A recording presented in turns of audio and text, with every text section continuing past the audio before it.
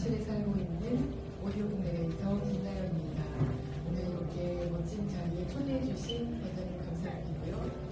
오늘 신앙수업을 들으면서 제가 굉장히 행복한 가을을 보내고 있었는데 특히 어린 친구들의 낭송, 특히 자작시라는 것에 너무나도 놀랐고 제 마음이 막 몽글몽글해지면서 중간중간 울컥울컥한 포인트들도 있었고요. 너무나도 행복한 힐링의 시간 선물해 주셨습니다. 감사합니다. 가을은 흔히 독서의 계절이라고 하잖아요. 독서의 유익함은 굳이 설명드리지 않아도 잘 아시리라고 생각합니다. 저는 오늘 그 좋은 독서를 더욱 풍성하게 즐길 수 있는 최고의 방법인 낭독 독서의 매력을 들려드리고자 이 자리에 왔습니다. 오늘 제가 여러분께 들려드릴 낭독은 여러분들 많이 아실 거예요. 청소년 소설 긴긴 밤의 일부입니다. 신앙송보다는 조금 길어요. 들어주세요. 특별히 어린이 참가자가 많은 점을 고려해서 이 책을 선택했고요. 이 이야기는 코끼리 고아원에서 자란 코뿔소 노든이 나는 누구인가? 라는 질문을 끊임없이 던지면서 마칠 때 용기를 내어 세상 밖으로 나가는 여정을 담고 있습니다. 낭독을 시작하겠습니다.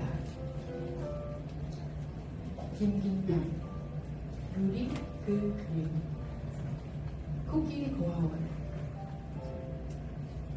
코뿔소 노든의 말년은 극진한 대우를 받는 왕에 가까웠다. 하지만 그건 사람들 생각이고 노든 자신은 한시도 쉬지 않고 붙어있는 인간들과 그의 몸을 찔러대는 바늘들, 그리고 그렇게 매일 똑같이 반복되는 하루를 달갑게 여기지 않았다. 많은 사람들이 노든을 졸졸 쫓아다니며 노든이 언제 무엇을 먹는지를 확인했고 노든의 기분이 어때 보이는지 살피고 노든이 기운이 없을 때에는 다시 기운이 나도록 약을 주었다. 사람들은 노든에 대해 뭐든지 다 아는 것처럼 행동했지만 노든의 처음에 대해서는 아무도 몰랐다. 슬픈 것은 노든 자신도 그의 처음을 기억하지 못한다는 것이다. 노든이 떠올릴 수 있는 가장 오래된 기억은 코끼리 코였다. 노든이 눈을 떴을 때 긴 코들이 그를 둘러싸고 있었다. 노든은 자신이 어디서 왔는지, 부모가 누구인지, 다른 식구들이 있었는지도 기억하지 못했다. 다만 그 긴 코들이 노든의 첫 가족이 되어주었다는 것은 확실했다. 그곳에는 나이든 코끼리들이 몇몇 있기도 했지만 대부분은 어린 코끼리들이었다. 코끼리들은 먹는 일, 씻는 일, 서로를 돌보는 일, 거의 모든 일에 코를 사용했다. 반면 코뿔소인 노든은 사용할 긴 코가 없었다. 파리를 쫓을 때 펄럭일 큰 귀도 없었다. 노든은 그저 자신이 어리기 때문에 코와 귀가 덜 자란 줄로만 알았다. 코끼리들이 늘 그렇게 얘기했기 때문이다. 우리도 너만 했을 땐 그랬어. 조급해하지 마. 마음을 급하게 먹는다고 빨리 나이를 먹는 건 아니니까. 하지만 시간이 지나도 노든의 코와 귀는 자라지 않았다. 대신 뿔이 있을 뿐이었다. 노든은 어렴풋이 자신이 코끼리가 아니라는 사실을 알게 된다. 노든은 한참이 지나 뿔이 어느 정도 자라났을 때쯤 그곳이 코끼리 고아원이라는 사실을 알게 되었다. 가족을 잃은 어린 코끼리들을 보호하기 위해 사람들이 만든 곳이었다. 왜 코끼리 고아원에서 코뿔소 한 마리를 보호하게 되었는지는 알 수 없지만 그곳에서 보낸 시간은 노든의 삶에서 가장 평화로운 날들이었다. 노든은 허기질 일도 없었고 위협과 마주칠 일도 없었으며 무엇보다 언제나 코끼리들이 함께 있었다. 한 번은 늘 고아원 바깥 세상의 이야기를 들려주는 까마귀가 노든과 닮은 코뿔소들에 대해 이야기해준 적이 있었다. 노든은 자신과 닮은 존재가 어딘가에 있다는 것이 신기해서 시간 가는 줄 모르고 이야기를 들었다. 노든은 이런저런 생각을 하며 그들을 궁금해했지만 이내 그 모든 것이 자신과 상관없는 얘기라고 생각했다.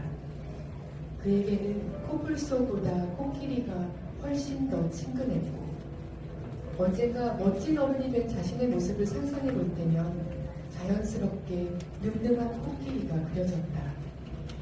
코뿔소로 태어난 그는 그렇게 코끼리로 살아갔다.